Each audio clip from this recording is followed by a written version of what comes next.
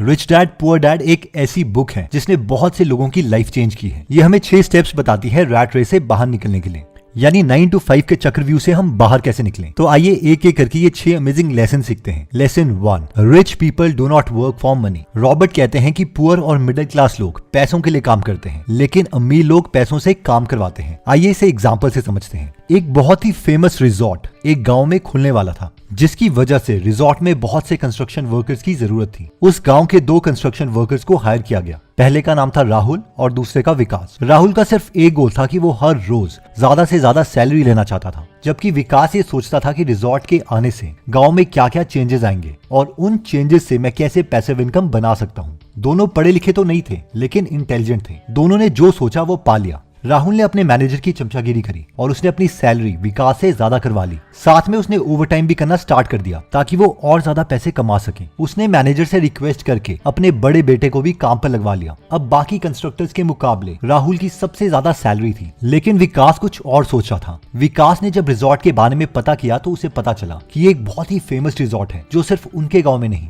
बल्कि बाकी गाँव में भी खुलने वाला है। उसे ये भी पता चला था कि रिजॉर्ट एक पब्लिक कंपनी है, यानी इसके शेयर्स वो ले सकता है। तो उसने 3 काम किए। पहला तो उसने उस कंपनी के शेयर्स खरीद लिए। दूसरा उसने ये किया कि जो नए गांव में रिजॉर्ट खुलने वाला था वहां पर उसने कुछ बीघा जमीन बहुत ही सस्ते प्राइस पे ले ली। और फाइनली उसे पता था कि जब ये रिजॉर्ट कंप्लीट हो जाएगा तो कंस्ट्रक्शन वर्कर्स की जरूरत नहीं रहेगी, लेकिन वहां पर जो एम्प्लॉइज आएंगे उन्हें उसी गांव में रहना पड़ेगा, क्योंकि रिजॉर्ट अपने बड़े मैनेजमेंट के अलावा बाकी छोटी पोजीशंस वाले एम्प्लॉइज को घर नहीं दे रही है। इसलिए उसने वहां पर अपनी छोटी सी जगह पर पीजी बना लिया। जब 5 साल के बाद रिजॉर्ट पूरा हुआ तो राहुल की जॉब चली गई और उससे कहा गया कि अगर उसे दोबारा काम चाहिए तो उसे 100 किलोमीटर दूर जो दूसरा रिजॉर्ट बन रहा है वहां पर जाके काम करना पड़ेगा। राहुल को समझ नहीं आ रहा था कि वो इस ओल्ड एज में कहाँ जाए। वहीं पर रिजॉर्ट खोलने पर विकास के शेयर्स का प्राइस इंक्रीज हो गया। साथ में उस रिजॉर्ट के स्टाफ विकास के बनाए पीजी में रहने लग गए, जिसकी वजह से उसे पैसिव इनकम आना स्टार्ट हो गई। और साथ में जो जमीन उसने दूसरे गांव में खरीदी थी वहां पर उसका प्राइस भी इंक्रीज हो गया। विकास को पता था कि अब उसे नौकरी की जरूरत नहीं है और वो पीजी से आ रहे पैसों से दूसरे गांव में भी पीजी बनाएगा। इन शॉर्ट स्टोरी की लर्निंग ये है कि विकास जैसे रिच माइंडसेट वाले लोग थोड़े टाइम के लिए पैसों के लिए काम करते हैं, लेकिन वो जानते हैं कि फ्यूचर में उन्हें पैसिव इनकम सोर्स भी बनाना है ताकि उन्हें काम ना करना पड़े। लेसन नंबर 2 आता है व्हाई टीच फाइनेंशियल लिटरेसी। एक बार धीरूभाई अंबानी जी के साथ उनका पोता अनंत अंबानी जा रहा था, तो अनंत अंबानी ने धीरूभाई अंबानी से कहा कि मुझे गुब्बारे लेने के लिए कुछ पैसे चाहिए। उसने धीरूभाई अंबानी जी से 15 रुपए लिए और बिना हवा के गुब्बारे ले आया। उसके बाद वो घर आया। नॉर्मल बच्चों की तरह उन गुब्बारों से खेला नहीं, बल्कि उसमें हवा भर के उसे बेचने चला गया और प्रॉफिट कमा के आया। मैंने जाकर गुब्बारे की पैकेट खरीदी और हवा तो फ्री होता है, तो हवा भर दी और बेचने चला गया। इन शॉर्ट ये एंटरप्रेन्योरियल लेसन्स धीरूभाई अंबानी जी अपनी फैमिली वालों को भी सिखाते थे। और सिर्फ अंबानी की फैमिली ही क्यों, मेरे जितने भी बिजनेस कम्युनिटी के फ्रेंड्स हैं उन्हें शुरू से ही एक बात पता है, पहले दुकान फिर मकान। यानी रॉबर्ट कियोसाकी की भाषा में बोलें तो पहले एसेट्स और फिर लायबिलिटीज, यानी पहले इनकम सोर्स बनाओ और फिर खर्चे करो। और ये बात हम मिडिल क्लास फैमिली वालों को नहीं पता होती। वो तो शुक्र है कि रिच डैड पुअर डैड जैसी बुक्स लिखी गई हैं, जिससे हमें भी नॉलेज मिलने लगी है कि हम रैट रेस से बाहर कैसे निकल सकते हैं। अगर आपको लगता है कि हमें भी वही सीखना चाहिए जो अमीर लोग अपने बच्चों को सिखाते हैं, तो हमें बेस्ट ऑफ द बेस्ट लोगों की लिखी गई किताबों को पढ़ना पड़ेगा, जैसे कि think and grow rich, high output management, richest man in Babylon, who moved my चीज एक्सेट्रा। तो अगर आप 1000 से ज्यादा बुक समरीज हिंदी में या फिर इंग्लिश में सुनना या पढ़ना चाहते हैं तो आप गीगल एप्लीकेशन डाउनलोड कर सकते हैं। अभी गीगल ऐप में ऑफर चल रहा है कि 1 साल की सब्सक्रिप्शन जिसकी वर्थ 1247 रुपीज है और डिजिटल मार्केटिंग कॉपीराइटिंग का कोर्स जिसकी वर्थ 18,847 रुपीज है, वो सिर्फ 499 रुपीज में मिल रहा है। तो अगर आप खुद को या अपनी फैमिली को फाइनेंशियली एजुकेट करने में इंटरेस्टेड हैं, तो इसका लिंक हमने डिस्क्रिप्शन और फर्स्ट कमेंट में दे रखा है। लेसन 3 कहता है कि माइंड योर ओन बिजनेस।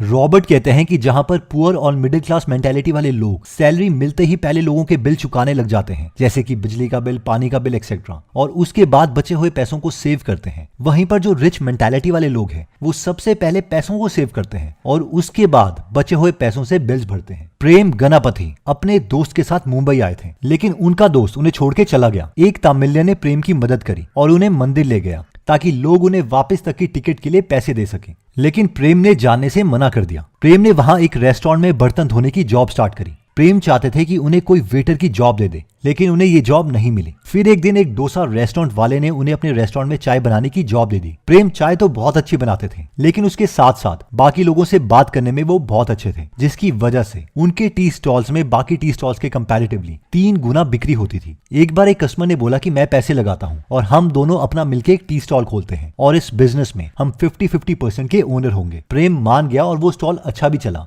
लेकिन थोड़े टाइम के बाद प्रेम के पार्टनर को लगा कि मैं इसे तो बहुत ज्यादा पैसे दे रहा हूँ, इसलिए उसने प्रेम जी को निकाल दिया। प्रेम को बहुत बुरा लगा और उन्होंने अपना डोसा आउटलेट खोलने का सोचा और उस डोसा आउटलेट को नाम दिया डोसा प्लाजा, जिसमें 150 वैरायटी के डोसा मिलते हैं। ये डोसा प्लाजा बहुत फेमस हुआ। आज डोसा प्लाजा के 26 आउटलेट्स हैं और इनके पास 150 एम्प्लॉय हैं और ये हर साल 5 करोड़ का टर्नओवर करते हैं। पर हम लोगों के मन में सवाल ये आ रहा होगा कि प्रेम जी के पास डोसा आउटलेट खोलने के लिए पैसे कहां से आए? तो ये पैसे उनकी सेविंग्स थी। जितने साल उन्होंने काम किया वो खुद को पहले पे करते थे। कई बार ऐसा टाइम आता था कि उनके पास बाकी बिल्स के लिए पैसे नहीं होते थे, लेकिन उन्हें पता था कि अगर उन्होंने पहले बिल्स पे कर दिए और खुद अपने फ्यूचर के लिए पैसे सेव नहीं करे तो वो हमेशा उसी सिचुएशन में रह जाएंगे जिस सिचुएशन में वो हैं। और इसी कॉन्सेप्ट को रॉबर्ट अपनी बुक में कहते हैं कि माइंड योर ओन बिजनेस। तो अब आते हैं लेसन नंबर 4 में, जो कहता है work to learn, don't work for money. Robert कहते हैं कि अमीर माइंडसेट वाले लोग पैसों के पीछे नहीं भागते बल्कि लर्निंग के पीछे भागते हैं। आइए इसे अमेजिंग एग्जांपल से समझते हैं। थिंक एंड ग्रो रिच एक ऐसी बुक है जो इतनी फेमस है कि बहुत से लोग बस उसे लगाकर छोड़ देते हैं ताकि उनके सबकॉन्शियस माइंड में वो स्टोर होती रहे। लेकिन क्या आप जानते हैं कि ये बुक लिखी कैसे गई थी? ओके, तो इस बुक के ऑथर है नेपोलियन हिल। नेपोलियन हिल को उस वक्त के दुनिया के रिचेस्ट इंसान एंड्रयू कार्नेगी ने बुलाया था और उन्होंने कहा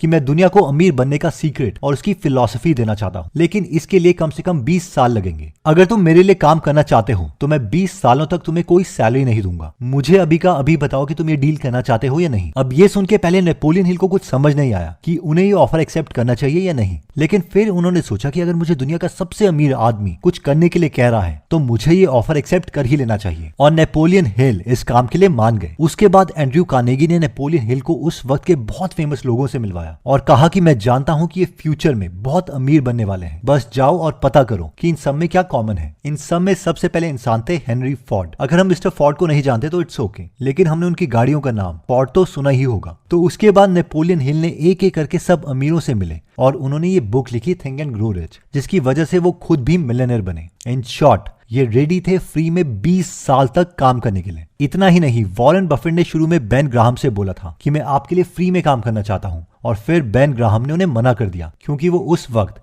सिर्फ ज्यूज को जॉब देते थे। वैसे ही मुनीश पब्राय ने वॉरेन बफेट से बोला था कि मैं आपके लिए फ्री में काम करना चाहता हूं, और फिर वॉरेन बफेट ने मना करते हुए कहा नहीं, मैं अकेले ही ठीक हूं। इन शॉर्ट लेसन ये है कि अमीर माइंडसेट वाले लोग जल्दी से कुछ पैसे कमाने का नहीं सोचते, बल्कि वो उन स्किल्स के पीछे भागते हैं जो लॉन्ग रन में उन्हें वेल्थ क्रिएट करके दे। लेसन 5 आता है the rich invent money. Robert कहते हैं कि जो सबसे बड़ा एसेट किसी भी ह्यूमन के पास है वो है उसका दिमाग, और अगर उसने अपने ब्रेन में इन्वेस्ट किया है तो वो कभी भी एनॉर्मस वेल्थ क्रिएट कर सकता है। आइए इसे एग्जांपल से समझते हैं। एक बार एक रियल एस्टेट बिजनेसमैन ने देखा कि एक एरिया की प्रॉपर्टी की कीमत काफी बढ़ गई है क्योंकि वो रोड के साथ थी, लेकिन एक और प्रॉपर्टी थी रोड के साथ और उसका प्राइस दूसरी प्रॉपर्टी से 1/4 प्राइस पर मिल रहा था। इसका रीजन सिर्फ एक था कि सड़क और उस प्रॉपर्टी के बीच में एक गंदा सा नाला आता था जिससे बहुत बदबू आती थी, और साथ में इस प्रॉपर्टी में पहुंचने के लिए सड़क से घूम के जाना पड़ता था। तो जहां पर सब उस प्रॉपर्टी से भाग रहे थे, उस बिजनेसमैन ने इसमें अपॉर्चुनिटी देखी। उसने वो प्रॉपर्टी जल्दी से खरीद ली और 3 लाख रुपए इन्वेस्ट करके उसका नाला बंद करवा दिया और साथ में सड़क से लेकर उस प्रॉपर्टी तक एक छोटा सा पुल बना दिया। ये 2 काम करते ही उस प्रॉपर्टी की कीमत भी दूसरी प्रॉपर्टी जितनी हो गई और उसने वो प्रॉपर्टी को बेचकर 3 गुना का प्रॉफिट कमाया। नेक्स्ट लेसन नंबर 6 आता है ओवरकमिंग ऑब्स्टेकल्स। रॉबर्ट कहते हैं कि 4 बेसिक टाइप की रुकावटें हैं जिसकी वजह से हम डिसीजंस नहीं ले पाते, और ये 4 चीजें हैं डाउट यानी खुद की कैपेबिलिटीज पर शक करना, लेजीनेस यानी सुस्ती, बैड हैबिट्स यानी बुरी आदतें, और फियर